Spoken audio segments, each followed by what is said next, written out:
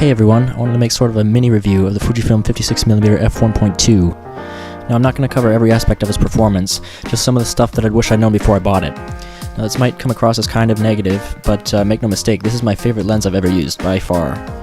Now since everyone probably already knows that Fujifilm is really good at optics, I'm pretty much going to focus on everything else, so I hope that's okay. My two main complaints with this lens really come down to video performance and autofocus.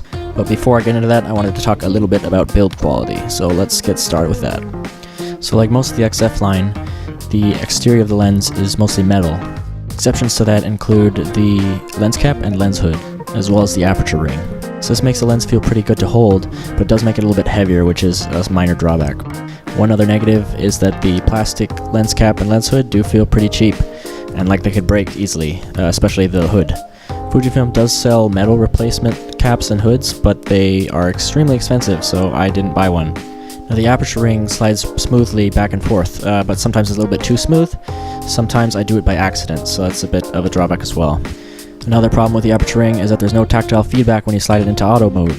There's no locking mechanism to keep you in or out of auto mode either, so it's not great. The manual focusing ring feels good, but it's also just a little bit too easy to move around in my experience. So that may be a problem if you use manual focusing a lot. It's probably something you can get used to, but one thing that I could not get used to is the strange inaccuracy of the manual focusing experience. Sometimes, especially when you're moving the manual focus ring slowly, it doesn't seem to matter how smooth you move it, it'll always jump around. To make matters worse, it seems as if there's some spots that you just can't focus on sometimes, because either the motor or the digitizer has very low precision. Now if you've got some time, then hopefully that's not such a big problem, but if you're trying to focus on something quickly and accurately, it can definitely be challenging to use. Now, the last problem as far as build quality goes is that there's a little bit of a rattle if you shake the lens, at least on my copy, but I think that's just one of the focus elements moving around a bit. Other than all of that, the lens feels solidly built. With that out of the way, I'd like to talk a little bit about autofocus. Autofocus with this lens is kind of hit or miss, no pun intended. I'm not sure if the problems are related or not, but just as with manual focus mode, focusing seems to be quite inaccurate sometimes.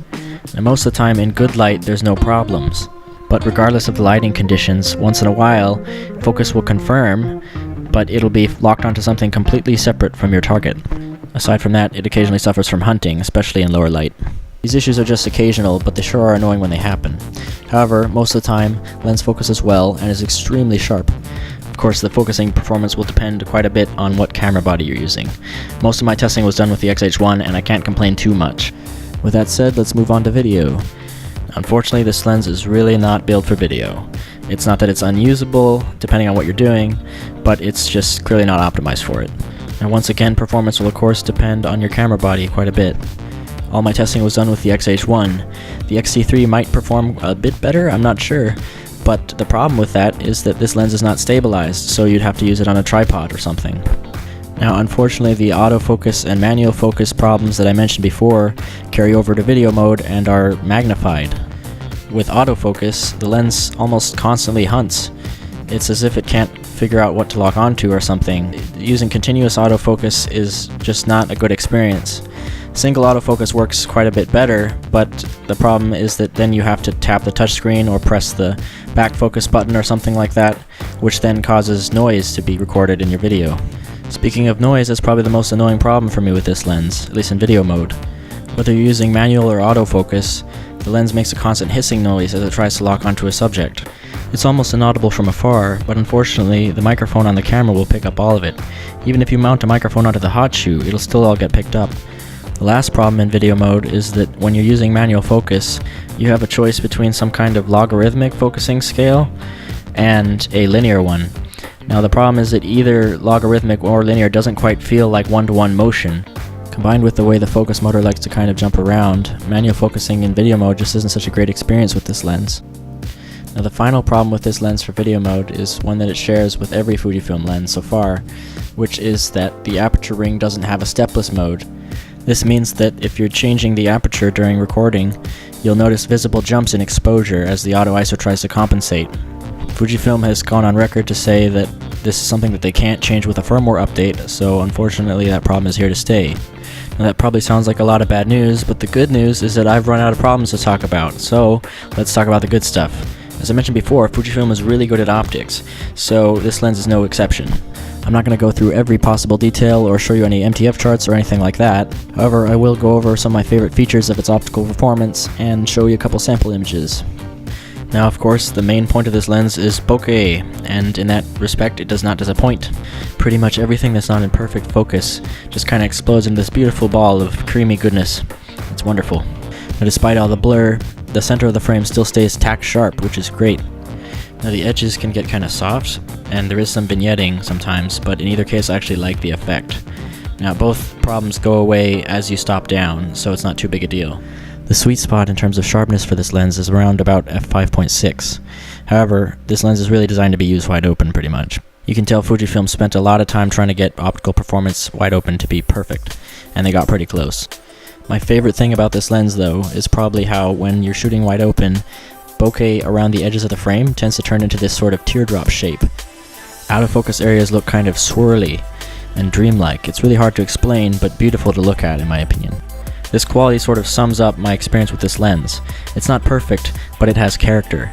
It takes great images despite all its flaws. This lens is probably better for some types of shooting than others, but its strong suit is almost definitely portraiture. I don't have the best portraits to display for you to demonstrate it, but I'm sure you can find some if you're interested. Something of note is that this lens has fairly low contrast, but still has decent color saturation, so it really gives portraits this nice, almost muted look that you can fix and post if you don't like. Now, I don't want to stray too far towards offering purchasing advice. However, if you're interested in portraiture and looking for a good lens in the Fujifilm lineup, another lens you might want to check out is the 50mm F2. Having not used it myself, I can't tell you too much about it. However, I do know that it does have better autofocus and it's weather sealed, as well as having longer reach and better magnification. There's also the 50mm F2, which offers better video performance, autofocus, and weather sealing. However, if you're like me and you prefer shorter focal lengths, and you also want the shallowest possible depth of field, there's kind of not another option, at least at the moment. That could be a problem for you if you're relying on it for video, or if you really need the snappiest possible autofocus with the best accuracy. However, if that's not you, then this lens will probably find a permanent home in your camera bag. That is, until they release an updated version, which I'm really hoping that they do at some point, as despite being one of Fujifilm's best performing lenses optically, it does have a few issues that could be improved. That's about it for my thoughts on this lens. I really hope you found this little review or whatever it is to be informative or entertaining or something like that. I know there's a lot I didn't cover, so if you think there's something really important that I left out, please let me know in the comments. Thank you very much for watching.